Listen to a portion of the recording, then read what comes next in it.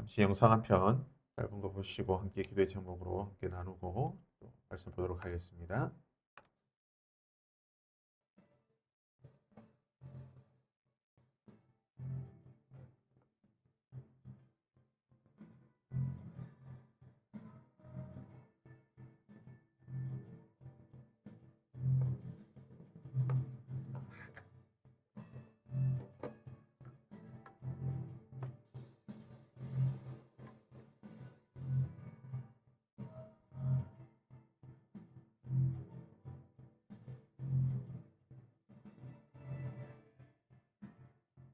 북한 압록강 일대에 내린 60년 만에 최대 폭우로 강물이 급격히 불어 국경지대 곳곳이 물에 잠겼습니다.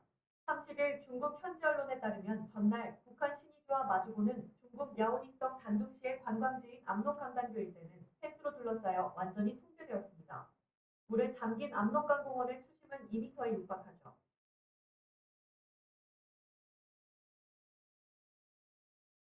압록강을 사이에 두고 북한과 접경한 지리성 민장시는 3층 높이 이하 건물 거주민들이 전원 대피했고 일부 지역은 물에 완전히 잠겼습니다. 압록강 범람은 지난 4일간 중국 동북부와 북한 일부 지역에 쏟아진 기록적인 폭우 때문입니다. 지난 27일 내리기 시작한 비로 인해 단둥 저수지 12곳의 수위는 이미 홍수방지선을 넘어섰죠. 28일 오후에는 야오닝 성과 지리성 등 압록강을 끼고 있는 중국 주요 지역들이 일제히 홍수 피해 1, 2급 대응령을 내리기도 했습니다.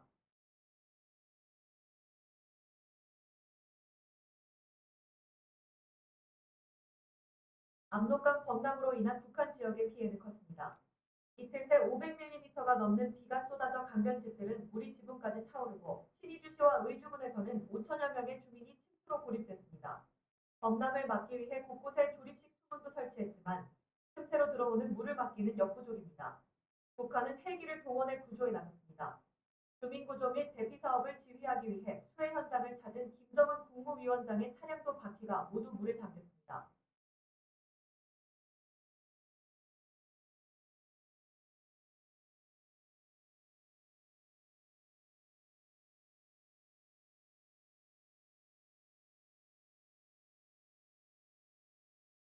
네, 여기까지 보도록 하겠습니다. 네, 영상에서 봤지만 지금 북한에 큰 수해가 발생했습니다. 우리나라에서 이제 11년 만에 북한에게 우리가 도와주겠다, 까지 뭐 수해 물품을 지원하겠다고 제의를 했는데 오늘까지 아직 별다른 응답이 없습니다. 하나님께서 김정은의 마음을 좀 돌이키게 하셔서 이 남한의 지원을 받고 일단 북한의 주민들이 조금 이 어려움을 극복할 수 있도록 영상에서 봤지만 5천 명이 고립이 됐다고 하는데요. 뭐 보도에 따르면 지금 한 1,000명 넘는 사람이 뭐 죽었다는 보도도 있고 정확한 뭐 어떻게 통계가 나오지 않지만 북한이 좀 큰 그런 어려움에 있습니다. 우리 함께 기도할 때에 이 문제를 가지고 함께 기도하고 하나님께서 북한의 지도자들의 마음을 좀 돌이키고 우리의 조건 없는 지원을 좀 받아들여서 그것이 빨리 좀 복구되고 피해를 입은 북한의 백성들에게 살 수 있는 숨통이 될 수 있는 시간이 될 그런 은혜가 흘러갈 수 있도록 함께 기도하도록 하겠습니다. 전 세계 인구가 81억입니다. 그중에 종교를 가지고 있는 소위 말하는 종교인이 대략 한 80%가 넘는다고 합니다. 그래서 한 65억, 70억 가까이 된다고 하는데요. 그중에 기독교인, 이 기독교인은 이제 천주교도 포함돼서 모든 기독교 계통의 모든 것을 포함하고 있는데요. 대략 한 24억 정도 더 늘어나고 있습니다. 한 2억 24억 정도 된다고 하는데요. 실로 엄청나 많은 사람들이 이 시간에도 하나님께 기도하고 또 하나님을 예배하고 있습니다. 우리 하나님께서는 모든 기도를 들으시는 하나님이시지만 중요한 것은 하나님께서는 모든 기도에 응답해 주지 않으신다는 겁니다. 하나님 우리가 구하는 대로 응답해 주시는 분이 아닙니다. 하나님의 뜻에 맞는 또 하나님의 때에 맞춰서 하나님께서는 응답하시는데 그러다 보니 우리가 아무리 기도한들 때때로 하나님께서 응답하지 않으시는 것처럼 하나님의 무응답이 경험될 때가 있습니다. 실제로 또 무응답으로 우리의 기도가 그렇게 또 응답이 이루어지는 경우도 있습니다. 하지만 하나님께서 반드시 들어주시는, 하나님께서 반드시 들으시고 반드시 응답해 주시는 기도가 있다라고 성경은 가르쳐 주고 있습니다. 도대체 어떤 사람들의 기도에 대해서 하나님께서 이렇게 반드시 들으시고 어떤 일이 있더라도, 그러니까 쉽게 말해서 가장 1순위로, 가장 우선순위로 결제 서류에 가장 맨 위에 올라가 있는 그 기도가 어떤 기도일까요? 하나님께서는 어떤 기도를 반드시 들으시고 응답하시는 것일까요? 구약 성경을 보게 되면 가장 불쌍한, 이 땅 가운데에 가장 불쌍하다고 성경에서 기록하고 있는 세 그룹이 있습니다. 본문에 나오듯이 객이라고 불리는 이방인 나그네, 그리고 과부, 그리고 마지막으로 고아들입니다. 하나님께서는 이들에게 특별한 관심이 있으시다라고 성경은 기록하고 있습니다. 하나님 이들에게 특별한 관심이 있을 뿐만 아니라 이들의 보살피고 이들을 케어하고 또 이들이 이 땅 가운데 살아갈 수 있도록 하나님께서는 여러 제도적인 그런 장치도 마련해 놓은 것을 성경을 통해서 보게 됩니다. 특별히 오늘 말씀 21절에 보면, 우리가 읽지는 않았지만 21절에 보면 이방 나그네에 대해서 그들을 압제하거나 그들을 학대하지 말라라고 말하고 있습니다. 왜 이방 나그네들을 압제하거나 학대하지 말라라고 말씀하셨는가? 바로 역지사지로 너희 이스라엘 백성들도 애굽에 있을 때 너희들이 그곳에서 나그네였다, 이방인이었다. 그렇기 때문에 이방 나그네에 대해서 압제하거나 학대하지 말라라고 말씀하고 있는 것입니다.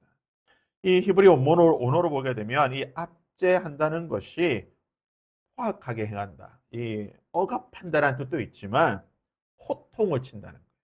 그러니까 뭘 하든 그냥 좋은 말로 하는 게 아니라 호통치는 거예요.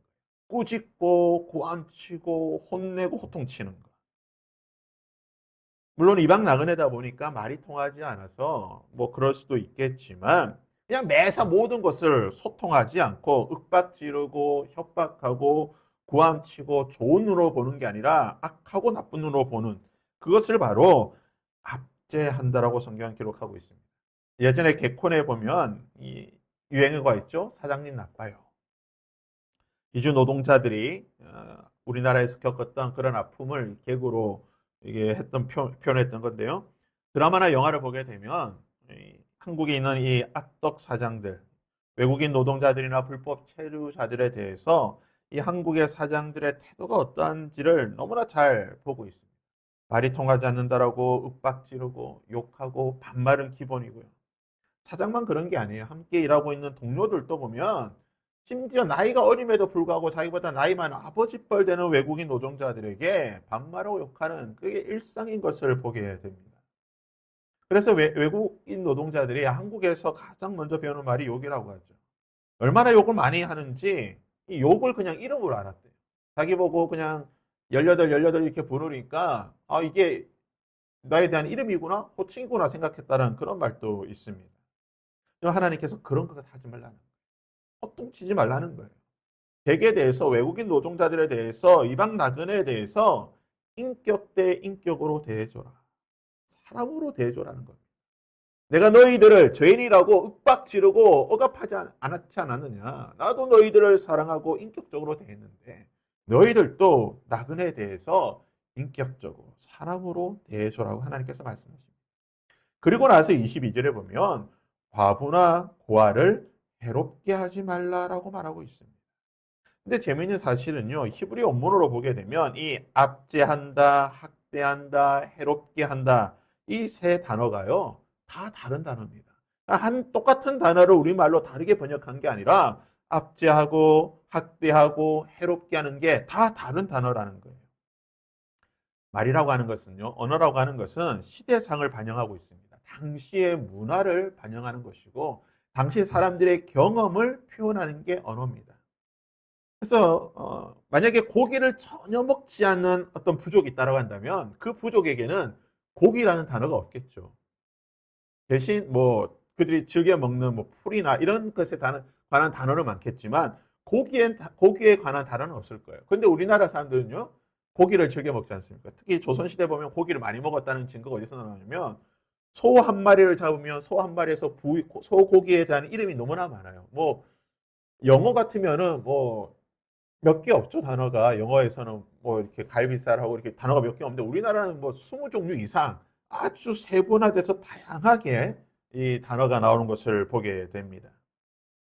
히브리어로 이 압제하다, 학대하다, 해롭게 하다, 괴롭히다 이 단어가 다 다른 단어로 표현했다는 것은 그만큼 이스라엘 백성들이 그러한 고통을 당했다는 거예요. 자기들이 종살이하면서 애굽에서 430년 있으면서 너무나 많은 고난과 어려움과 아픔과 학대와 압제와 모든 것을 겪었기 때문에 이것이 그들의 단어로 그대로 나타났다는 겁니다.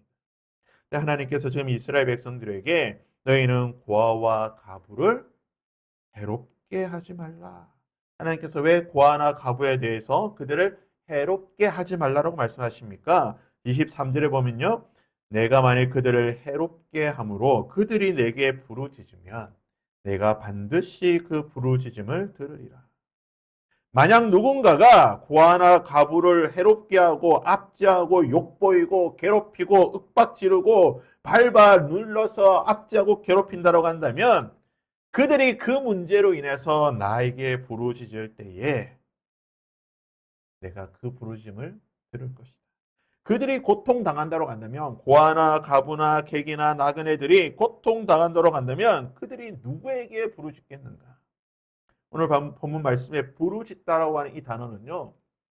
그냥 기도하는 그 부르짖음이 아닙니다. 원문으로 보게 되면 비명 지른다는 그냥 절박하게 비명 지르는 겁니다. 살기 위해 그냥 비명 지르는 거예요. 누구에게요? 하나님께. 하나님께 그냥 살려달라고 비명 지르는 겁니다. 하나님 나 못 살겠습니다. 하나님 나 죽겠습니다. 그냥 비명 지르는 거예요. 고아나 가부가 해롭게 당할 때에, 압제당할 때에 그들이 하나님께 비명을 지른다는 겁니다. 고아나 과부 그리고 나그네 이들은 이 땅에서 그 누구도 의지할 사람이 없습니다. 고아가 누구를 의지하겠습니까? 부모는 다 돌아가셨고 형제가 있다 한들 같은 고아 처진데요. 이들이 누구를 의지하겠습니까? 과부 이들이 누구를 의지하겠습니까?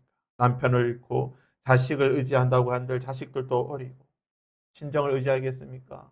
아무것도 의지할 것이 없는 사람들입니다. 이방 나그네 역시 마찬가지죠. 이들이 누구를 의지하고 살겠습니까? 이들은 먼 타국에서 왔습니다. 요즘은 이제 돈을 벌기 위해서 외국으로 나가지만 이 당시에 나그네가 누구일까요? 이들은요. 어떻게 보면 노예로 포로로 잡힌 사람들이에요. 정말 말 그대로 의지할 것이 없는 정말 이스라엘에 아무 연고도 없이 어떻게 보면 그냥 팔려온 사람일 수도 있고 살기 위해 이곳으로 흘러 들어온 사람들입니다. 즉 이들은 하나님 말고는 의지할 자들이 없는 사람. 하나님만 의지할 뿐입니다. 괴로움과 슬픔과 눈물과 고통이 있을 때에 그것을 다른 누군가에게 하소연하는 것이 아니라 하나님께 비명을 지르며 하나님께 부르짖는 사람들입니다. 그래서 하나님의 말씀이 무엇입니까? 그들이 내게 부르짖으며 내가 반드시 그 부르짖음을 들으리라. 이 히브리 원문을 제가 찾아보니까요. 여기 듣다라고 하는 단어가 샤마, 여호와 샤마, 들으시는 하나님. 샤마, 하나님께서 들으신다라는 단어인데요. 이 샤마라는 단어가 동사로 2번 쓰입니다. 하나님께서 들으시고 들으신다는 거예요. 근데 히브리어에서 동사가 2번 이렇게 쓰일 때는 보통 굉장히 그것을 강조할 때 쓰입니다. 문법적으로 표현하게 되면 부정사 절대형, 미완료 부정사 절대형이라고 해서 하나님께서 그냥 들으시는 게 아니라 그 들으시는 것 자체를 엄청 강조해. 내가 무조건 듣는다는 거예요. 우리말에 굉장히 잘 번역한 겁니다. 내가 반드시 듣는다는데 무조건 듣는 거예요. 하나님께 내가 다른 건 안 들어도 내가 이 땅에서 수많은 사람들이 외칠 때 비명 지를 때 내가 안 들어도 이들이 부르짖는 것은 내가 반드시 듣는다는 거예요. 고아나 가부가 부르짖어. 그들이 압제당하고 그들을 해롭게 할 때, 그들이 누군가로부터 이런 해로움을 당할 때 비명 지를 때에 내가 그 비명을 반드시 듣는다. 1순위로 듣는 게 무엇이냐? 바로 이들의 부르짖음을 들으신다는 겁니다. 그래서 하나님께서 반드시 들으시는 기도가 무엇인가? 바로 고아와 과부와 객의 나그네의 기도라는 것입니다. 그렇다면 우리는 고아도 아니고 우리는 과부도 아니고 우리는 나그네도 아닌데 하나님 그럼 우리의 기도는 안 들으십니까? 누가복음 18장에 보면 예수님께서 한 가지 비유를 말씀하고 계시는데요. 누가복음 18장 1절에 보면 이렇게 말씀하고 계십니다. 예수께서 그들에게 항상 기도하고 낙심하지 말아야 될 것을 비유로 말씀하시네. 그리고 우리가 너무나 잘 알고 있는 한 도시에 있는 과부에 대해서 이야기하고 계십니다. 재판장에게 찾아가서 자신의 억울함을 매일같이 하소연하는 이 과부에 대해서 말씀하시면서 예수님께서 이 비유의 결론을 어떻게 내리시냐? 누가복음 18장 7절과 8절인데요. 하물며 하나님께서 그 밤낮 부르짖는 택하신 자들의 원한을 풀어주지 아니하시겠느냐? 그들에게 오래 참으시겠느냐?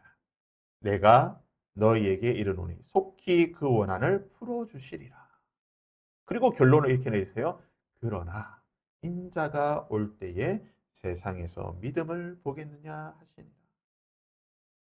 하나님께서 과부의 기도를 반드시 들어주시는데 택하신 자들의 밤낮 부르짖는 기도를 하나님께서 들어주시는데 뭐라고요? 인자가 올 때에 세상에서 믿음을 보겠느냐. 무슨 믿음입니까? 이 믿음은 무슨 믿음을 말하는 겁니까?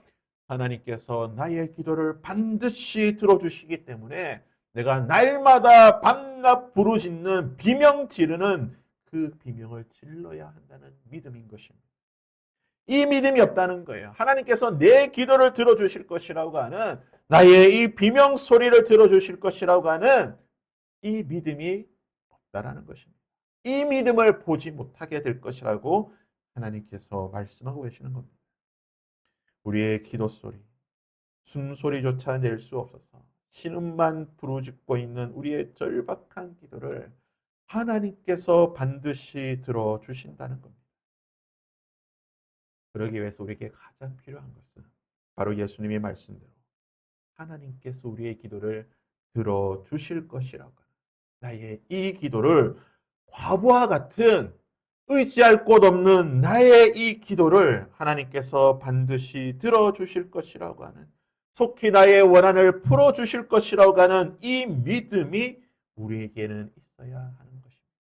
하나님께 나아가는 자는 그가 계신 것과 그가 또한 자기를 찾는 자들에게 상 주시는 이심을 믿어야 합니다. 이 믿음이 있어야 하나님이 우리의 기도를 들으신다는 것입니다. 이 시간 우리에게 이러한 믿음이 있기를 바랍니다. 하나님, 내가 고아처럼, 내가 과부처럼, 내가 나그네처럼 다른 것 의지할 것 없습니다. 하나님, 내가 누구를 의지하겠습니까? 내가 세상의 사람, 세상의 것들, 내가 어떤 세상에 있는 모든 무언가를 내가 그것을 의지하겠습니다. 내가 오직 하나님만 의지하며 내 영혼이 이 시간 하나님께 비명처럼 소리 지르며 하나님께 기도할 때 하나님 나의 기도를 반드시 들어주시옵소서. 이 믿음으로 이 시간 우리가 함께 하나님 앞으로 나아가 함께 기도하며 하나님 앞에 부르짖는 오늘 밤이 될 수 있기를 바랍니다. 우리 함께 이 찬양으로 함께 찬양하며 하나님 앞에 기도하며 나가도록 하겠습니다.